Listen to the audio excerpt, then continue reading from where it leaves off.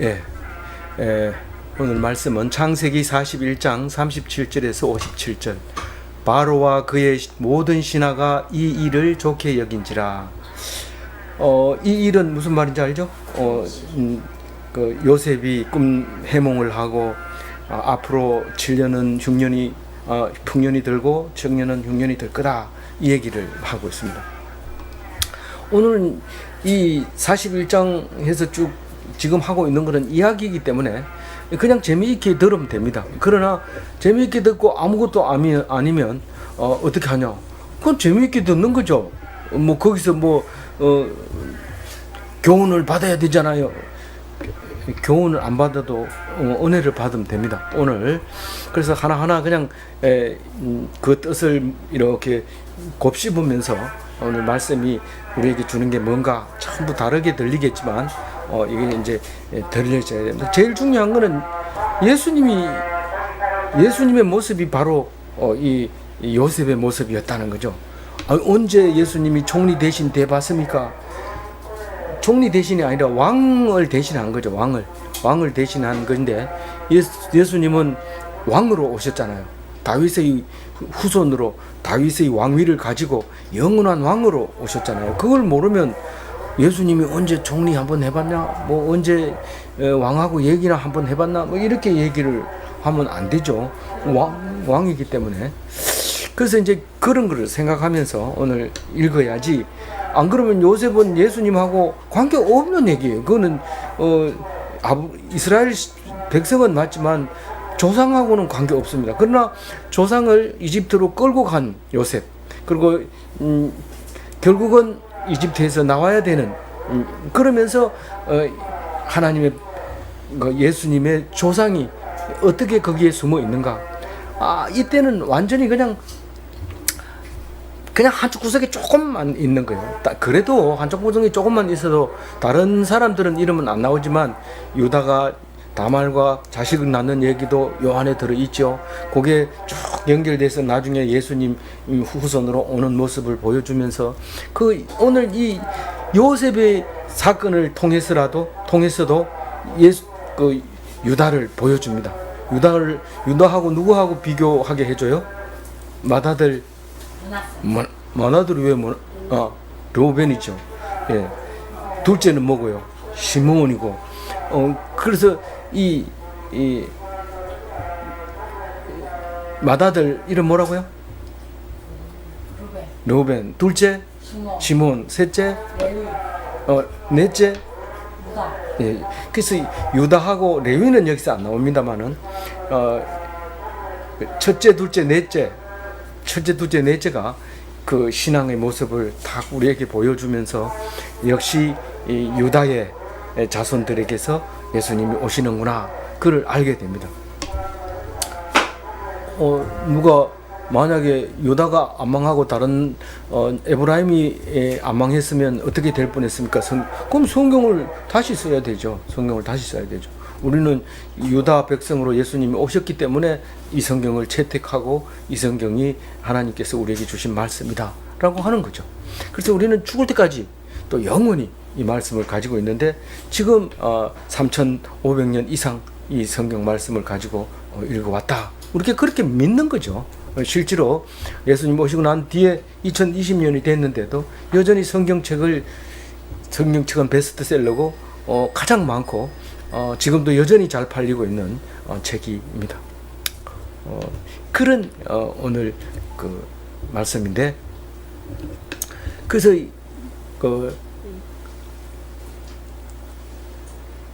참 그거 좋은 말이다. 만약에 그걸 준비한다면 우리는 꿈자리도 뒤숭숭하지 않고 또 우리는 편안하게 믿음을 갖고 그냥 하라는 대로만 하면서 살면 좋겠다. 그래서 신하들도 그렇게 생각하고 바로도 그렇게 생각했어요. 그래서 바로가 그 신하들에게 말합니다. 하나님의 영에 감동된 사람을 우리가 어찌 찾아볼 수 있으리요? 못 찾아봅니다. 왜냐하면 이집트에서는 그런 벌써 법이 남녀 동등이 돼가지고 여자도 건들면은 바로 남자를 감옥소 넣을 수 있는 이런 고도의 문화가 발달됐어요. 이 유목민이라든가 형편이 어렵다든가 이럴 때는 여자는 그냥 남자들이 와가지고 남자들 다 죽이고 데리고 가면 가서 종노릇하고 또 거기서 또 잘 보여가지고 자식도 많이 놓고 이 권력을 얻으면 또 영예의 그 추장의 마누라가 되지만은 그 돼가지고 또 죽으면 또 완전히 바닥이 되고 이런 상황이 아니라 이집트는 풍요로운 그야말로 양반 동네 그런 사람들이었기 때문에 성추행 뭐 이런 용어도 있었던 거예요. 그래가지고 요셉은 성추행범으로 걸려들었어요. 이 성추행범은 감옥에 가놓으면 인간 취급도 안 해요. 발로 툭 차면서 네가 그랬냐 하면서 그렇게 하는 거예요. 차라리 안 가봐서 잘 모릅니다. 그러니까 그거까지만 하고요. 하여튼 어쨌든 들은 얘기는 거긴데 그런 범죄를 저질러 가지고 출세한 요셉입니다. 범죄는 저지르지 않았지만 걸려들은 거죠. 거기에 제목은 그렇게 한 거죠. 제목은 그런 제목으로 들어갔어요. 그래서 근데 딱 얘기 들어보니까 이게 보통 사람이 아니야. 영에 감동된. 어떻게 하면 영에 감동될까요? 많은 사람들이 아니라고 하지만 영에 감동되려면은 거의 나체로 20세겔에 팔려갈 때 빨가벗고 수갑 차고 말 타고 가는 사람이 끌고 가는 이 정도 가가지고 종이 돼서 비싼 값에 팔렸는지 싼 값에 팔렸는지 모르지만 그렇게 팔리고 이래야 그래야 영에 감동될 수 있어요. 거꾸로 얘기하죠. 영에 감동된 사람은 그런 고난을 당하게 돼요. 그 어떻게 알아요? 예수님이 그렇게 됐잖아요. 처음부터 나는 그렇게 할 거다. 십자가에 못 박혀 죽을 거다. 침뱉음을 당하고 발리고 빨가벗기고 그냥 이렇게 빨가벗겨가지고 구석에 골방에 가다 놓는 게 아니라 많은 사람이 보는 앞에서 나무 꼭대기에 달아가지고 다 보이게 그렇게 할 거다. 그거를 다 알고 있었어요. 근데 이게 다 요셉이 예수님이 얘기하면 좀 정신이 이상한 사람이야 이러지만은 요셉이 그것을 보여줬기 때문에 그 말을 하면 나중에 왕 될 사람이구나. 그를 아는 사람은 알지 모르는데 그 당시에는 아는 사람이 없었어요. 없었으니까 결국은 그렇게 됐어요. 그렇게 잘나고 똑똑한 가룟 유다는 자기가 그 일을 통해서 큰 이익을 보리라 생각했는데 이게 그 길로 안 가니까 죽어버린 거예요. 그 끝까지 믿음이 없었고 지식이 없었던 것을 우리가 알 수 있습니다. 바로가 한마디 이렇게 딱 해보는만 신하들은 더 이상 얘기할 수 없습니다. 요셉에게 딱 이제 임명을 합니다. 이 39절이 임명하는 이제 그겁니다. 판사가 판결문하고 비슷하고 임명장이나 마찬가지입니다. 하나님이 이 모든 것을 내게 보이셨으니 너와 같이 명철하고 지혜 있는 자가 없도다. 없기 때문에 네가 적격자다. 네 밖에는 할 게 없다. 여기 이유에 대해서 확실하게 얘기합니다. 하나님이 그 하실 일을 바로에게 보인 게 꿈인데 그 바로의 꿈을 네가 알게 해주셨으니까 네가 깨닫게 해줬으니까 네 밖에 명철하고 지혜 있는 자가 없다. 지금 이거 학자들 다 불러놓고 얘기해도 못한 것을 네가 했다. 그런 얘기를 하는 거죠. 근데 이 명철하고 지혜 있는 거는요, 아무리 학문을 쌓아도 안 됩니다. 서울대학 나와도 신학대학원 장학생으로 들어가도 명철과 지혜를 얻기가 어렵습니다. 그러면 어디서 나오냐? 하나님 말씀에서 나오죠. 말씀에서. 우리가 가진 게 하나도 없으면 뭐가 있을까요? 하나님 말씀이 있어요. 옷도 다 벗겨졌고 빨가벗겼고 수갑 채워놓으면 할 수 있는 건 찬양 부르고 하나님 기도하는 것밖에 없어요. 그거는 내가 부자가 됐을 때도 할 수 있고 가난할 때도 할 수 있고 다 할 수 있지만 오직 빼앗아갈 수 없는 게 하나님을 믿는 믿음밖에 없어요. 그럴 때 하나님이 지혜와 명철을 허락하시는 거예요. 그거지. 내가 좋은 옷을 입으면 어제 떴는 옷인데 이쁠까 이러고 단추 만지고 거울 한번 보고 계속 이래야 되잖아요. 근데 이 옷 한 벌밖에 없으면 어제 입던 대로 입으면 아무 문제가 거울 볼 필요도 없고 그냥 있던 대로 입으면 되잖아요. 조금이라도 있으면 문제가 생겨요. 신경이 그쪽으로 가요. 근데 없으면 하나님밖에 못 찾아요. 제일 많이 찾을 때 이제는 지푸라기도 없어가지고 지푸라기도 잡을 수 없는 물에 빠질 때, 물에 빠져 있을 때 지푸라기라도 잡잖아요. 근데 지푸라기도 안 보일 때 하나님 살려주면 11조 내겠습니다. 그러다가 숨이 꼴딱 넘어갈 때 거진 다 내겠습니다. 나 살려주면 다 포기하겠습니다. 그 살려주니까 헤엄쳐가지고 살려 나오면서 절반 드릴게요. 이래 나오다가 11조 드릴게요. 나와가지고 언제 그랬나 이러고 살아가지고 도망가요. 그래서 하나님이 다 알아요, 그런 거. 그래가지고 뭐 고통을 그만 주세요. 이제 하나님이 하시는 것을 알았습니다. 이러고 매달릴 때 하나님이 아직 멀었다. 내가 속을 줄 아냐? 이러면서 계속 고난을 주는 걸 볼 수 있습니다. 그래서 사람이 생각하기에 고난 요쯤 오면 이제 끝났겠다. 이런 생각은 아예 하지 마세요. 그건 안 됩니다. 하나님이 멸망시킬 수도 있고 부자를 끝없이 계속 부자로 만들어 줄 수도 있어요. 그건 하나님이 하시는 거기 때문에 하나님만 매달려야 되지. 뭐 그만하세요. 뭐 이제 됐어요. 뭐 이런 그거는 소용없습니다. 오직 하나님만 보셔야 돼요. 40절 오늘 중심 말씀인데 읽어봅니다. 너는 내 집을 다스리라. 내 백성이 다 내 명령에 복종하리니 내가 너보다 높은 것은 내 왕자뿐이니라. 내 집을 다스리라 이 말은 딱 공동 번역에만 내 왕궁을 다스리라 이렇게 번역해 놨어요. 열 몇 군데 한글 성경에서 이 바로는 영원한 바로입니다. 뭐 이제 5년만 하고 내려가고 다른 바로 올라오고 이런 게 아니고 바로는 죽을 때까지 바로기 때문에 내 집을 다스리라 이 말은 왕궁을 다스리라 이 말입니다. 내 백성이 다 네 명령에 복종할 것이다. 내가 너보다 높은 것은 왕자뿐이다. 네 여기는 앉지 마라. 내 왕자 요 내 자리대. 요는 앉지 마라. 그렇게 얘기하고 있는 거죠. 그 이름만 왕이죠. 왕이 누구냐 이런 찾아가지만 일은 어떻게 하냐? 요셉에게 가보라. 그렇게 하는 거죠. 그 왕은 되게 편하겠네요. 되게 편하죠. 그렇지만 사람들은 요셉은 알아도 바로의 얼굴은 모릅니다.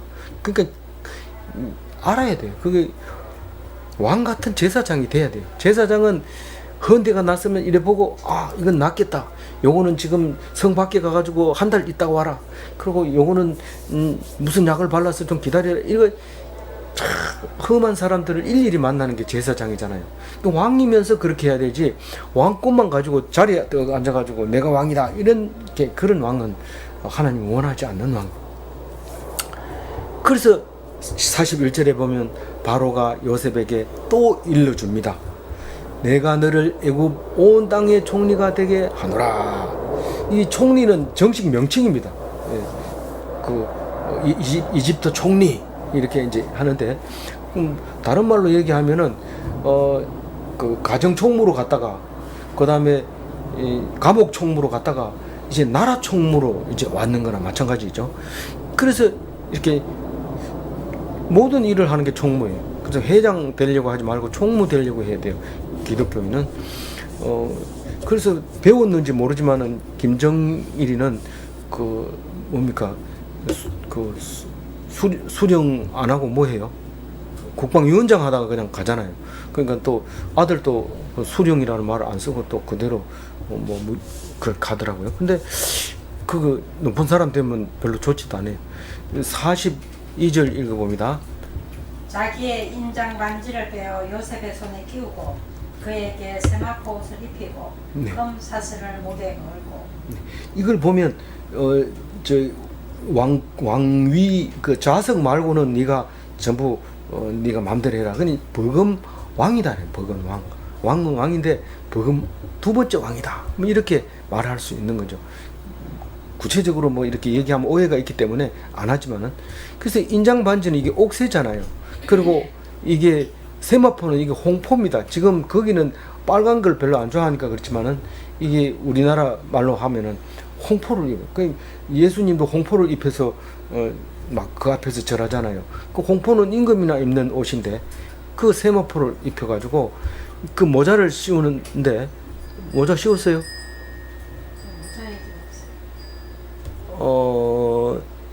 금사슬 가지고 42절에 인장 반지를 끼우고 예 세마포 옷을 입히고 예 금사슬을 목에 걸고 손에 끼우고 그의 세마포 옷을 입히고 금사슬을 목에 걸고 이 금사슬을 목에 거는 거는 우리 한국 선조들에게는 그런 거는 못 봤어요. 못 봤는데 이게 이제 모자를 탁 세우는 거죠. 목에 사모관을 이렇게 이 모가 네모나는 관을 탁 씌우면 그 왕이 쓰는 건데 그건 안 씌워줬는지 몰라요. 하여튼 그렇게 주면서 버금수레, 이게 이 두 번째 가는 큰 수레인데 말하자면 고급 관용 승용차 딱 그 하나를 관용으로 내주는 거죠. 에쿠스 이런 거 탁 내줘. 그리고 그 수레를 탁 말이 끄는 육두마차를 타고 가면은 그 제일 앞에서 방자가 비켜거라 이렇게 하죠. 물러거라. 예, 물러거라, 비켜거라. 그래 엎드리라. 그럼 전부 길가에서 이렇게 엎드리는 거.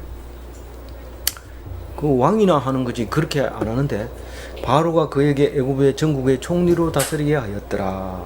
그렇게 얘기를 합니다.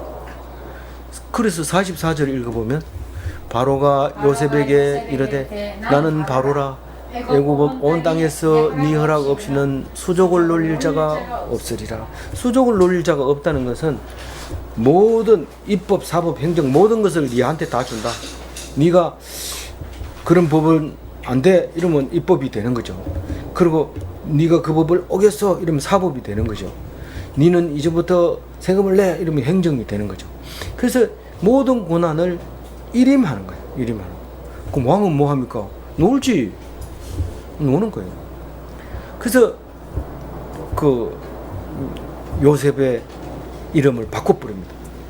이 다니엘도 이름을 바꿔버리고 이런 것처럼 사브낫 바네아 이렇게 이름 바꿔버려요. 하나님께서 말씀하신 그리고 그는 살리리라 그는 살리라 이런 말이에요. 하나님께서 말씀하시고 그는 살리라 사브낫 바네아 그런 말이었대요. 그리고 네가 외롭게 있으면 안 되니까 결혼해. 보디베라라는 사람이 계급이 높은 사람이었던 것 같아요. 뭐 함부로 그 총리에게 딸을 주면서 뭐 그냥 시시한 사람이겠어요. 근데 보디발하고 보디베라하고는 다른 거예요. 이 보디베라는 뜻이 무슨 뜻이라고 그랬어요? 태양에 속한 사람. 보디발은 태양 신이 주는 자. 이렇게 비슷비슷하지만 다른 거예요. 그때 사람들은 잘 알아듣겠지만 어쨌든 보디발과 보디베라는 다른데 뭐 보디하고는 뭐 관계가 있는 것 같아요. 요셉하고. 그래서 장인 어른 이름이 보디베라고 마누라 이름은 아스낫이었어요. 아스낫. 그리고 두 아들도 이제 낳게 되죠. 그래서 우리 유명한 두 아들 므낫세와 에브라임을 이제 낳게 되는 얘기를 하게 될 텐데 거기 그 처갓집은 어디라고 그랬어요? 네. 온이라 했잖아요. 온. 애굽이 겠지가 아니라 자세히 읽어보면 온이라고 그래요. 온. 아, 온은 지명이요. 예. 그래서 빨간 걸로 해놨잖아요. 눈이 있어도 보지 못하고 귀가 듣지 못하고 이러면 안 되고 그렇게 애써서 빨간색을 칠해놨으면 좀 봐야 될 거 아니에요. 헬리오폴리스라고 하는 나중에 이제 이걸 헬리오폴리스라고 불러요. 이게 그리스 시대에 와가지고요. 그래서 그게 하이집트의 수도예요. 하이집트라는 거는 나일강 하류를 말하는 거예요. 거기에 수도가 온인데 여기에서 이제 정치를 할 때 요셉이 총리를 하는 거예요. 나중에 나올 때는요, 상이집트에서 정권을 차지해서 거기 어디예요? 그 성지 순례 가면 어디가 나와요? 룩소르 나오잖아요. 그 더베라고 하는 룩소르에서 이제 출애굽을 하게 돼요. 근데 상당히 긴 거리를 걸어가야 되는데도 우리는 하루 아침에 건너가는 것처럼 그렇게 고센 땅을 출발해서 오는 걸로 그렇게 얘기를 해요. 근데 다른 성화 같은 거 보면 룩소르에 있는 그 앞에서 히브리인들이 출발하는 모습을 이제 그림으로 성화로 그려놓은 거 봤는데 성경은 분명히 람세스에서 출발했다. 그래서 하이집트 여기 온 땅 부근에서 그 출발을 했는 걸로 나오지만 역사학자들은 또 거기서 정치를 거기서 한 건 확실해요. 그래서 그 정권을 잡고 있을 때 출발한 거는 확실한데 어디서 출발했는지 그거는 모르겠어요. 성경은 이 여기 하 이집트에서 출발한 걸로 출애굽할 때 한 걸로 그렇게 표시를 하고 있죠. 이 온 땅이라는 게 하 이집트의 수도지만은 이 헬리오폴리스라고 말하면은 플라톤이라는 철학자가 그리스 철학자가 유학을 갔던 곳이다. 그래서 아주 우리하고 가까운 곳인데 알렉산더가 그리스가 정복을 하고 알렉산드라고 하는 도시 지명을 세우면서 거기다 도서관을 건립하기 전까지는 다 이 온 땅 헬리오폴리스에서 이 모든 학문이 이루어졌는데 그걸 그러면 저 어거스틴 고향도 여기요. 가만히 있어요. 어거스틴에 대해서는 내가 지금 얘기를 안 하고 있잖아요. 그래서 그때 학문 최고의 영광의 도시가 온인데 그곳에 이제 처갓집이었어요. 46절 읽어주세요. 딴 생각하지 말고. 요셉이 애굽 왕 바로 앞에 설 때에 30세라 그가 바로 앞을 떠나 애굽 온 땅을 순찰하니. 지금 이제 46절은 이제 업무의 이제 시작을 했다는 뜻을 말하고 있는 거죠. 그런데 온 땅은 예수님께서 아기 예수께서 헤롯을 피해서 잠시 숨었다가 온 곳이 이 땅이에요. 여기에 온 땅 헬리오폴리스라고 해요. 성경에 어디 있냐? 없지요. 근데 그냥 놔둡니까? 유대인들은 그걸 다 기록을 해놓죠. 성경에 채택이 안 돼서 우리가 읽지 않아서 그렇지 다 있습니다. 그 책에는 예수 그리스도에 대한 별로 교훈 받을 게 없어서 뺐는지 그건 너무 많아가지고 성경을 읽는 사람을 고생하니까 어느 정도 봐주자 이래가지고 66권만 선택했는지 그건 우리는 알 수 없어요. 하나님께서 주신 거기 때문에 그냥 감사하면서 그냥 읽는 수밖에 없어요. 그리고 거기를 다스릴 때가 아니고 남아있는 유적이 있는데 그 유적은 기원전 1971년 이거 비슷해가지고 AD로 보여지는데 기원전 1971년에서 1929년까지 12왕조가 거기에 다스리고 있었는데 그게 신전이 유적으로 발굴이 되고 있는 땅입니다. 그럼 거기는 나중에 관광 갈 수 있겠네요. 있을 것 같아요. 근데 개발은 안 돼서 관광 코스에는 안 들어가니까 그렇게 가기가 쉽지는 않습니다. 어쨌든 피라미드 있는 데가 피라미드하고 온하고 가깝죠. 예, 상당히 가깝죠.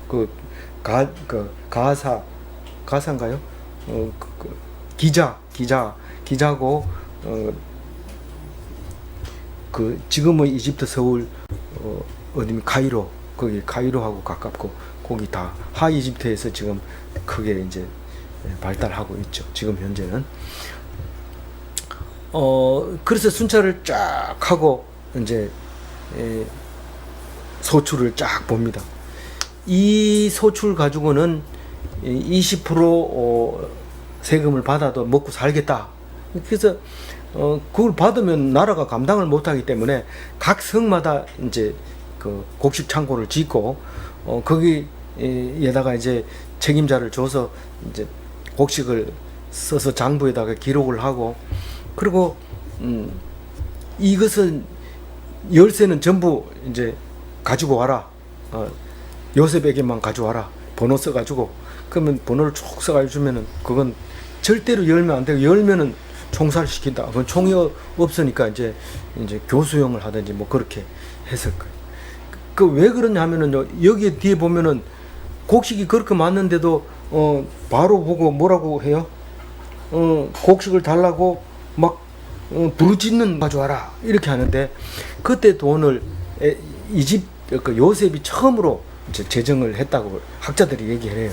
그걸 해서 돈을 화폐를 발행하고 이런 요셉의 성과에 대해서 이야기할 때 그런 얘기를 합니다. 근데 이제 소도 함부로 잡아먹으면 안 돼. 그때는 지소 지 잡아먹는데 뭔 문제가 있느냐? 못 잡게 돼 있어요. 이거는 가난을 대비해서 소를 귀중하게 여기는 법을 지켜야 되고 또 소가 소가 먹는 양식 따로 있고 사람 먹는 양식 따로 있고 이래야 되지. 소 먹는 양식 없애버리고 배고프면 소 잡아먹고 이러면 절대로 안 되도록 이렇게 잘 다스렸던 이야기를 합니다. 그 7년 동안 곡식을 거두었다. 그런데 뭐 꼭 7년입니까? 그건 모르지만 우리는 성경을 7년이라고 말하기 때문에 7년이라고 알고 있어야 되고 거기에 대해서 이유 달 필요 없습니다. 제 혼자만 그렇게 함 생각, 꼭 7년일까? 계속 생각해도 7년이라면 7년인 줄 알아야 되지. 뭐 그걸 따져가지고 누가 그거 알아보라 했나? 그러면 안 되죠. 그래서 49절 읽어볼게요. 시작. 쌓아둔 곡식이 바다 모래같이 심이 많아 세기를 그쳤으니 그 수가 한이 없음이라. 이 수세 봐야 소용없어요. 수세는데 얼마나 힘든지 알아요?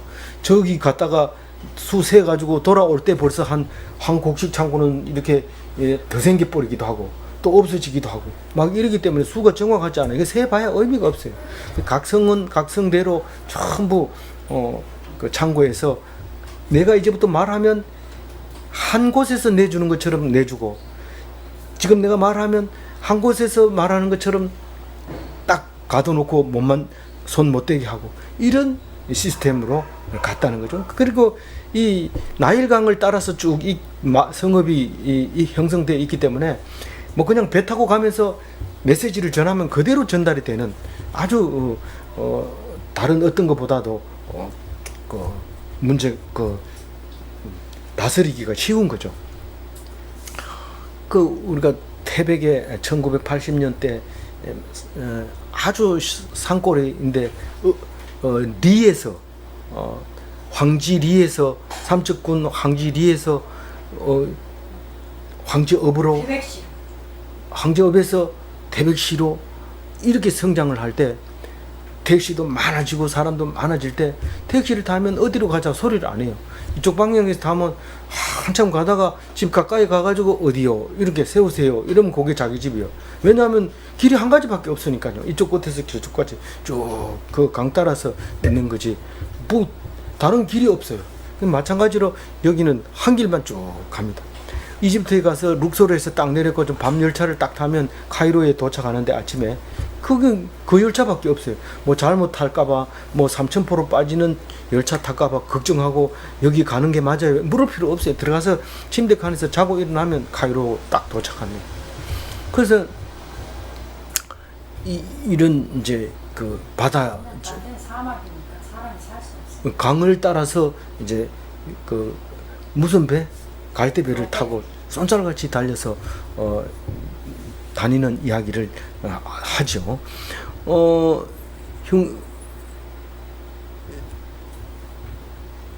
그 이제 50절, 51절 그 7년 동안 있었던 아무 일이 없었느냐? 아무 일이 없었다.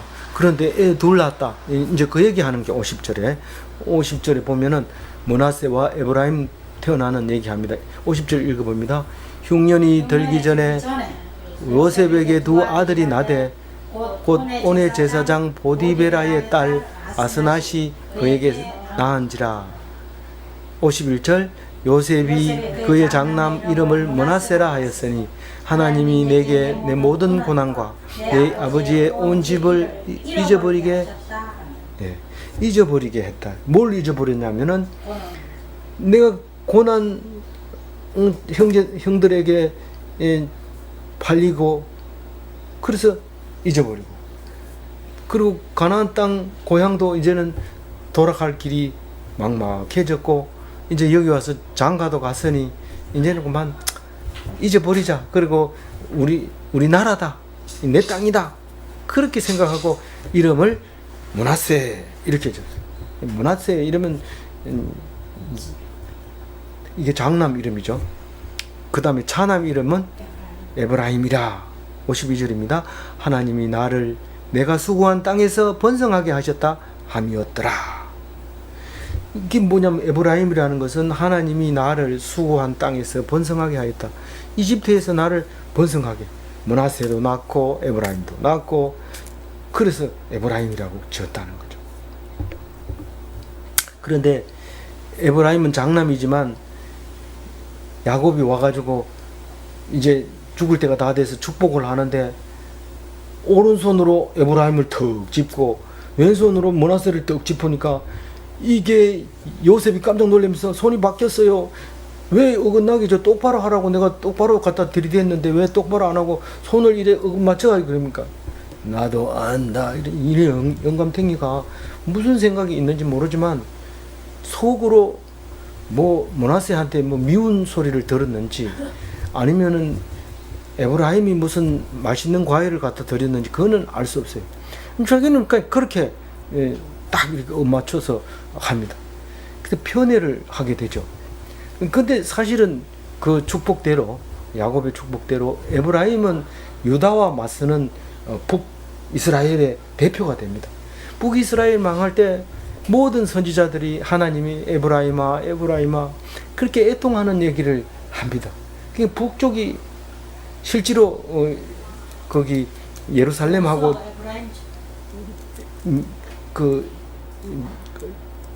예루살렘이 에브라임하고 제일 가깝죠. 그리고 실제로 그 사람 숫자도 많습니다. 사람 숫자로 말하면 므낫세가 가장 많습니다. 12지파 중에. 그래서 동쪽에도 므낫세 반지파, 서쪽에도 므낫세 반지파 있기는 하지만은 그래도 에브라임이 그렇게 축복을 받는 것을 볼 수 있습니다. 그래서 이제 53년 드디어 풍년이 거쳤습니다.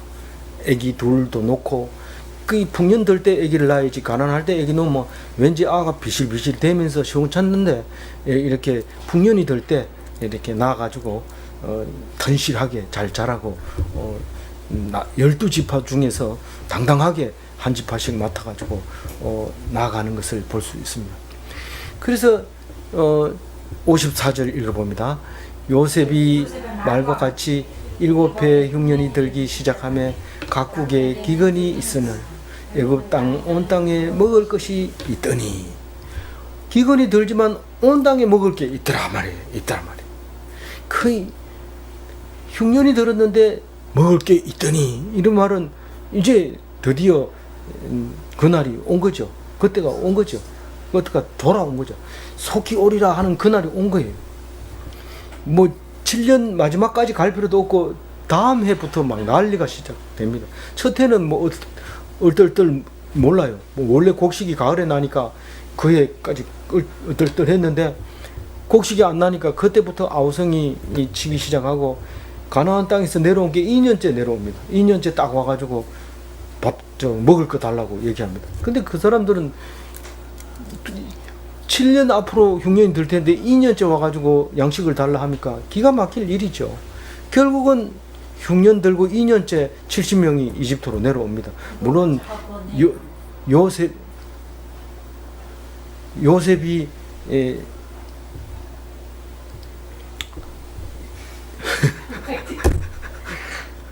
요셉이 있으니까 더 좋은 조건으로 내려오기 때문에 2년째 내려오긴 하지만은 그러나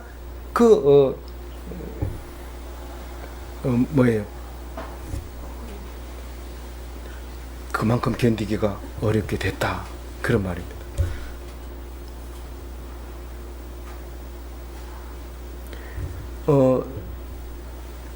이렇게 풍년이 들 때 너희들이 요셉 말을 들었는데 흉년이 될 때는 더욱더 말을 들어라. 철저하게 말을 들어라.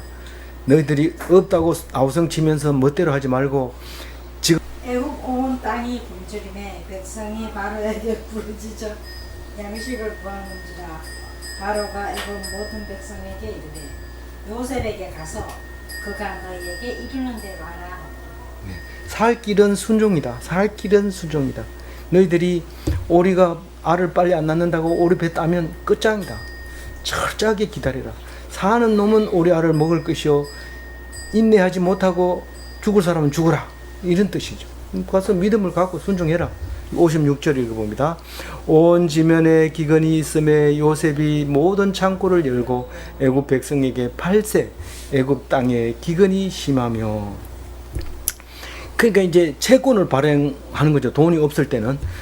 돈을 20원 그러면 20원 딱 적어 놓으면 나중에 풍년 들 때 다시 거두면 되고 또 공평하게 이제 그렇게 그러니까 작게 먹죠. 이거를. 안 그러면 빚이 많이 늘어나기 때문에 분양이 떴을 때도 곤란해지니까 딱 먹고, 그 피라미드 만들 때도 그 장부가 남아 있어요. 그 기와장에 쓰여 있는 장부를 보면 어떤 사람은 아이가 아파가지고 결석, 또 누구는 몇 번 나왔고 누구는 뭐 결혼식 때문에 안 나오고, 이게 이집트 그 피라미드를 만들 때 인구들이 근로 일지가 나와 있듯이 이거 장부에 이름이 다 있는데 누가 얼마 했다는 거 다 나오는 거죠. 있다는 거죠. 57절 마지막입니다. 각국 백성도 양식을 하려고 애굽으로 들어와 요셉에게 이르렀으니 기근이 온 땅에 심함이었다.